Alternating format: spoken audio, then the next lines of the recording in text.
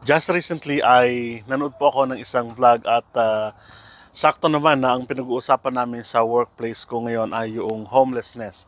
At nakita ko na hindi lang totoo ito sa mga Canadian sa kasalukuyan, kundi totoo rin pala ito sa mga kababayan natin mga Filipino. At matagal na rin natin na napag-uusapan dito sa household namin, sa bahay namin, yung issue ng homelessness dito sa Canada.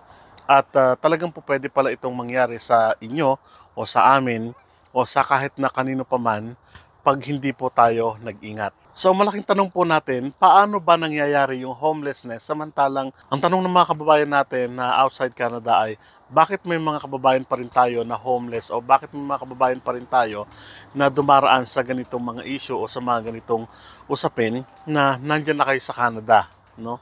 Kumbaga, hindi nila maarok na maisip na po pwede palang mangyari sa mga kababayan natin yon o sa amin o sa inyo mismo na naghahangad na makarating dito sa Canada o nangangarap na makarating dito sa Canada.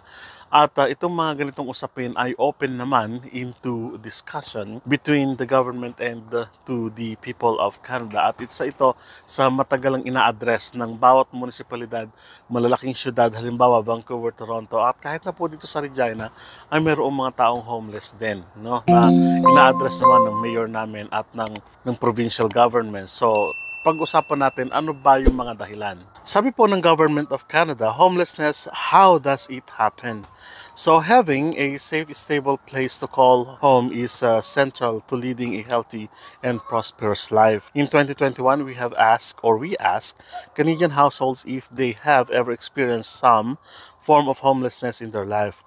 Over 110 or 11.2% Canadians or 1,690,000 people reported that they had. Homelessness is often taught as living in a shelter or completely unhoused in an encampment or public space. This kind of homelessness in Canada is referred as absolute homelessness, an experience shared by 2.2% of households at some point in their lives. There are, however, many more Canadians, 10.5%, who have experienced hidden homelessness like couch surfing because they had nowhere else to live. So ganoon naman po pala, no? Iba't iba yung reason kung bakit mayroon tayong tinatawag na homelessness at may iba't ibang pinanggagalingan talaga, root cause ng tinatawag nating homelessness. Pero ang Government of Canada ay nagbigay ng ilang mga kumbaga batay sa kanilang pagre-research, ito sa buong Canada-wide, ito yung mga main na dahilan.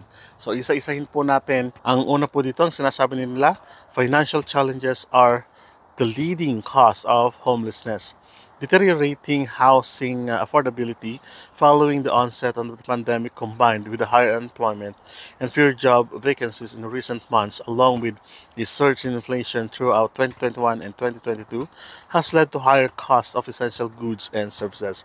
These factors continue to place financial pressure on many households across Canada. Yeah, isa sa mga main reason naman talaga, financial. Siyempre, kung hindi mo afford na bumili ng bahay o mag-rent o magrenta ng isang bahay o ng apartment, it can lead to homelessness po. So marami tayong halos araw-araw, isa ito sa mga pinag-uusapan dito sa news, dito sa kahit sa mga local news man lang, na meron tayong mga ilan na kilala dito sa namumukhaan natin pero hindi natin sila kilala personally, pero namumukhaan natin na sinasabi nila na baka mag-lead na ito sa homelessness, no? So ibig sabihin, ganun kalala yung kanilang problema in terms of financial difficulties, in terms of financial adversaries na talagang kahit na in public ay sinasabi na nila ito na magli-lead ito sa homelessness. So isa sa mga dahilan. Kaya yung mga kababayan natin na mauunawain natin yung mga kababayan talaga natin na nagkaroon ng problema in terms of financial difficulties sa kanilang buhay,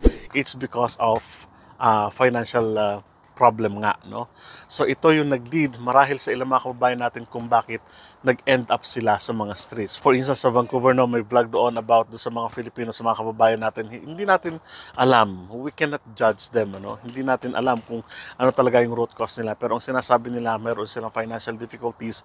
Ilan ito sa common talaga na problema ng mga Canadians o kahit sino pa man, kahit nasa Pilipinas, sa ibang bansa, number one or root cause of the problem is financial difficulties because they cannot afford to rent or to buy a house. The second one is victim of abuse may have nowhere to go.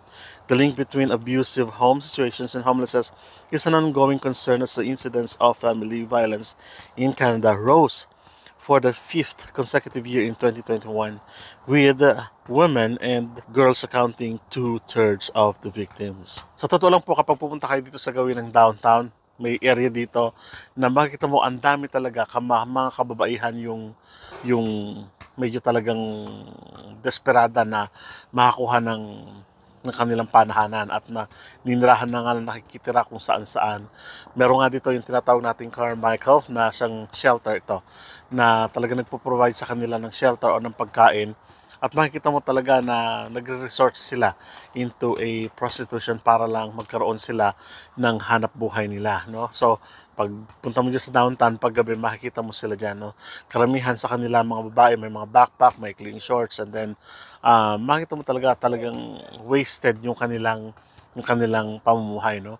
So again, hindi natin alam kung yun talaga yung dahilan, pero ang sinasabi ng research ng Canada o ng Government of Canada, it's because of victims ng violence, kung tawagin natin, sa loob mismo ng tahanan nila and umaalis sila. So far, wala pa naman tayong nababalitaan na ganitong pangyayari. Pero meron tayong isang nabalitaan parang 5 years ago or 7 years ago, hindi ko na matandaan, na may isang Filipina ata yun na umalis doon sa bahay na amo. It's because nagkaroon ng violence sa loob ng panahanan at she ended up na manirahan sa gilid ng kalsada, and then tinulungan din siya, kalaunan ng Filipino community dito sa Canada. So yung mga ganong kwento, no, nakakadurog ng puso dahil hindi natin alam na baka sa mga susunod, hindi natin alam, sana huwag naman mangyari sa atin o sa kakilala natin man lang, di ba? Next one, health issues can interrupt housing stability.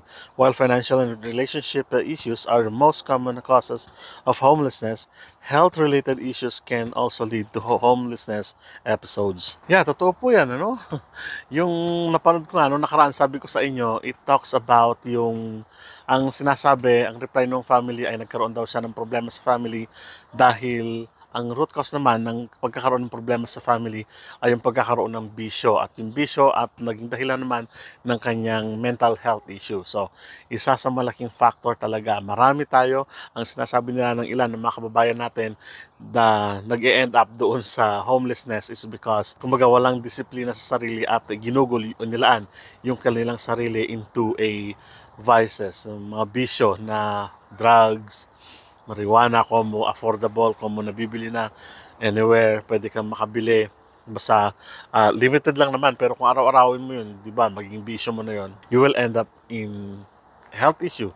At talagang maapektuhan talaga yung mentality mo at yung iba nga nawawala sa sarili, katulad ng mga nakararang napanood na natin na hindi natin alam, ano, is it because of bisyo ba? Meron bang family problem o yung family problem ba ang nagbigay ng problema kaya nagkaroon siya ng tinatawag nating bisyo? Hindi natin alam. So, we cannot judge them. Ang gawin na lang siguro natin sa kanila, number one is to pray for them and of course to give them a chance na makarecover, no? Kaya believe naman ako sa mga kababayan natin na talagang naglalaan ng time para na sa ganun ay makatulong sa mga kababayan natin na may mga ganitong issue sa kasalukuyan. Okay, moving doesn't always lead to finding a home.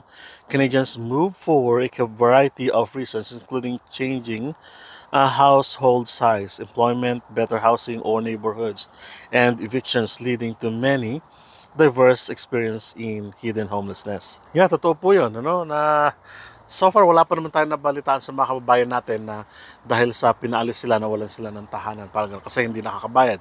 Again, babalik na naman doon sa tinatawag nating financial problem po yun, di po ba? So, this is a lesson learned para sa atin na rin siguro na we have to save para sa future natin kasi hindi natin alam kung ano mangyayari talaga sa mga susunod. Katulad ngayon, medyo worldwide, lumataas talaga yung mga bilihin, tumataas yung rent ng bahay, tumataas yung pagbili ng bahay.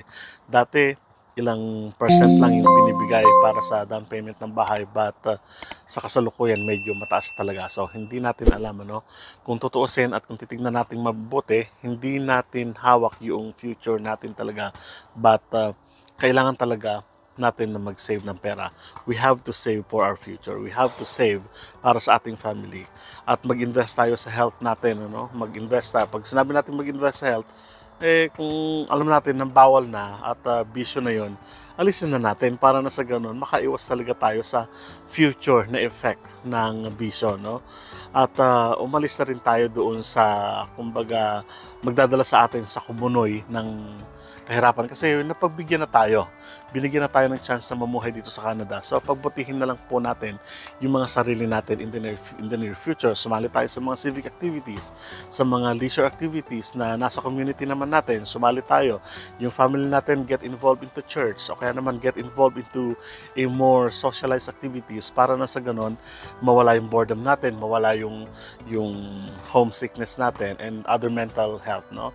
Mag-seek tayo ng guidance from the doctors and the experts. So makatutulong po talaga yon. So I hope na na-inspire kayo doon sa mga kwento at sa mga kwentong napapanood niyo para na sa ganon ay maging dahilan para magsiphayo pa ng mas mabuti, magsipag pa ng mas mabuti para sa ating family. So maraming salamat at kita-kita po tayo sa mga susunod na vlog. Hanggang sa muli po, paalam.